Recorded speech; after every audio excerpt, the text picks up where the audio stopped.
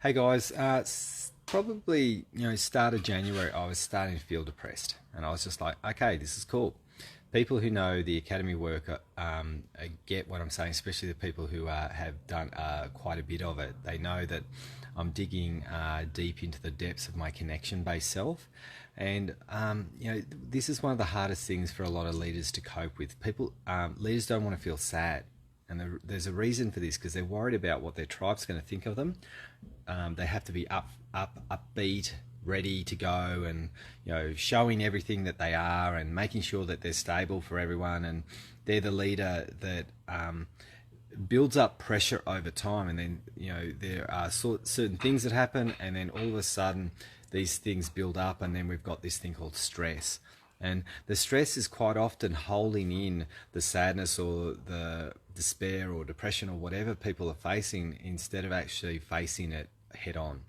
And this is what we do in the academy. We help people lead their vulnerabilities so they can actually work on the things that they're struggling with as a leader. And I've just had some people jump on our academy just recently, and they've just said, I got some feedback about us that the thing that they love is the integrity, the sheer integrity of the leadership that sits in the academy, and that comes from me because I'm not concerned about people knowing that I'm depressed and worried about people leaving because of my attitude around it. People wouldn't even know that I'm feeling that way simply because I work with the emotions that I'm dealing with, and I know depression is an enlightenment gift, so it's actually a connection to feeling the loss, but feeling the absolute overcoming of loss so you can achieve your greatness on the inside. And this is not a tangible thing. It's not like making that first million or whatever that people, a lot of the business coaches say, make your first million, blah, blah, blah, rah, rah, rah. This is an intangible state that when you work on the things that are difficult inside of you, you allow them to become okay with you, and you become okay with them, and you befriend them. What happens is your body becomes acquainted with a part of you that builds wholeness, and the wholeness is intangible. It's one of those things that your friends might not be able to see. A lot of people in the academy have really noticed the changes that people have made, simply because it's such a vulnerable place for people to be real honest and caring around stuff that really matters, that people usually conceal and hide.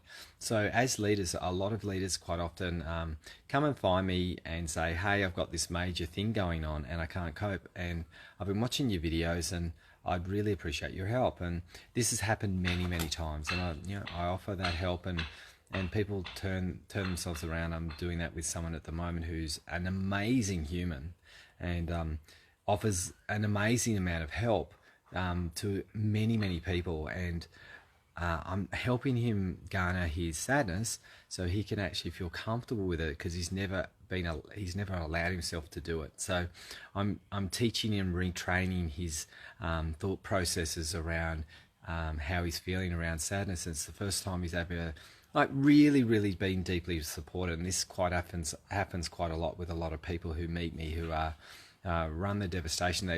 They're just watching my videos, and then all of a sudden something happens. They say, Jay, can I get your help? And if you're that person and you're a leader and you're helping people, it's okay to not be okay, and it's okay as a leader to reach out to another leader and say, I want some help from you. Because one thing I know 100% is I can help any person. Our academy work can help any person who's in a hard space. And we all go through those. But imagine being in an easy space and coming and getting our help as well, because we fundamentally help wherever you are. And it's so important as leaders to learn to be okay with getting the help that you need in an emotive way. We're not taught this. We're not taught emotive-based leadership. We're not taught how to be vulnerable. We're taught how to conceal. And I don't want to do that. I made a decision when I started this academy to be more real, and I have had a lot of people really appreciate the level of realness that I have, because someone said this to me during my 3-day course. It feels like I can do it because you're so real.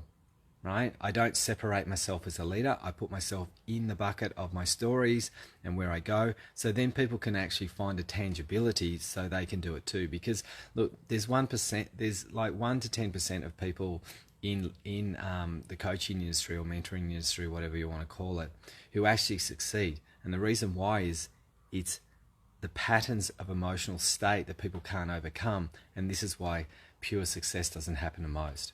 If you want to get that help, if you're in that place and you're really successful and you're drowning, come and let me help you breathe some oxygen in the depths of the places where you feel like there's none.